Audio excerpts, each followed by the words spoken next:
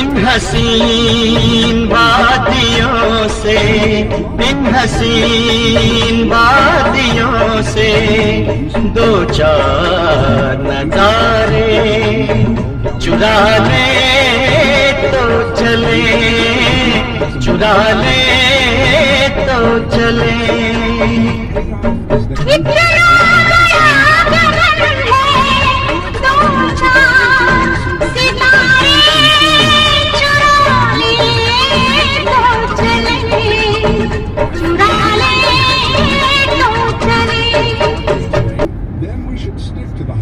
So we give ourselves the maximum amount of time possible for that beautiful drive. If we're doing Lake Louise and Yoho, the boat